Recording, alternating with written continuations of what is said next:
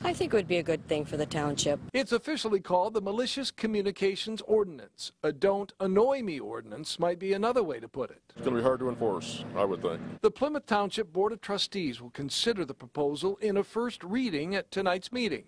The ordinance would make it unlawful to send or deliver written messages deemed malicious in nature or use a telecommunications device such as a cell phone to threaten, harass, or otherwise annoy people. Will it cover nasty texts? It might. Because, you know, my grandchildren, they don't talk to each other. It's all texting. Those in violation could face up to a $500 fine or 90 days in jail or both.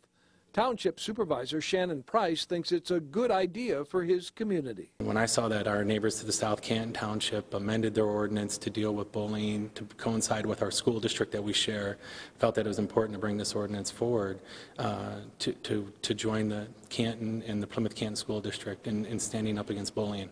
If the proposed ordinance moves forward, Supervisor Price says it could be in place by the end of the month, just in time for Anti-Bullying Month, which comes up in October.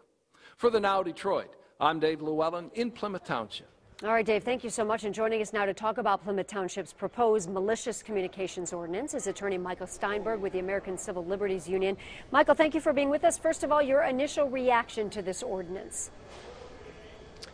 Well, throughout the years, the ACLU has unfortunately had to go to court to challenge ordinances like these. The problem with this ordinance is that it criminalizes speech that is either indecent or offensive if the person receiving it finds it annoying. And while we, of course, oppose bullying, this is an unconstitutional ordinance. I don't know if you remember the cussing canoeist case, but in that case, state statute made annoying, indecent, or vulgar language illegal. It made it a crime, and we went to the Michigan Court of Appeals, and they struck it down because the court found that it was void for vagueness. What exactly is offensive or indecent or improper? And we have the same problem here. Wow, the cussing canoeist. I don't remember that case, but you just reminded us of it. We'll have to check that out. Now, as soon as we heard about the ordinance, though, we started looking at some of the rules. In this case, number 4 says using obscene language, I guess like that cussing canoeist, or suggesting a lewd act during a telephone conversation or even an email could be a violation. Now, it seems to us this could be a violation of the First Amendment. I mean, is that sort of what you argued before? Yes. In fact, we had a case, we called it the frustrated farmer case, and we challenged the exact provision that exists in state law that the Plymouth Township wants to incorporate. And in that case, an 80-year-old farmer complained over the phone on a complaint line to the Michigan Department of Agriculture because the nearby farm was spraying liquid manure on its fields and it stunk to high heavens. After being unsuccessful for months, he used SOB on the line, and a deputy sheriff came and arrested him. We challenged that and won, and we hope that Plymouth Township will reconsider some of the language here. Again, their intent in preventing bullying is very important, and we support that. It's just the way that they intend to do it. What would be acceptable to you? What is an acceptable way to reach that end goal, then, do you think?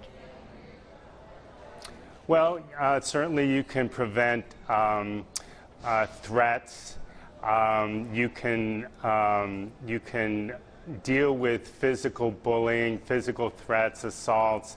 There's lots of education the school can do to stop bullying, but you cannot make it a speech crime to use so-called indecent language over text message. Now, you've mentioned several cases to us. What about other communities right now, just aside from Plymouth, trying to get this same ordinance passed? Do you know of any, or is Plymouth the only one? No, I just learned of the Plymouth ordinance yesterday, and I hope they'll reconsider. There's portions of the ordinance that are absolutely fine, but parts of it overreaches and could lead to unconstitutional prosecutions. You know, rule number 6, when we looked it up, says making an unsolicited phone call between 9 p.m. and 9 a.m. would be a violation. How would the township even enforce something like that? Yeah, it's difficult, and you know, there are already state and federal laws dealing with these issues, and there may be problems with preemption as well. All right, so your recommendation to them is don't go too far with this, because are you basically saying that if something like this did pass, that you'd see them in court? Well, we'd see how it's enforced and if somebody came to us, like our frustrated farmer. But certainly in a free country, it's not a crime to use offensive or indecent language. And sometimes those terms are subject to interpretation, and it ends up that the police end up going against unpopular people. All right, Michael Steinberg with the American Civil Liberties Union, thank you so much for your time today. We appreciate your expertise. Thank you. And I'd like to also say that if it can be a crime to use annoying language, my kids would be calling the police all the time.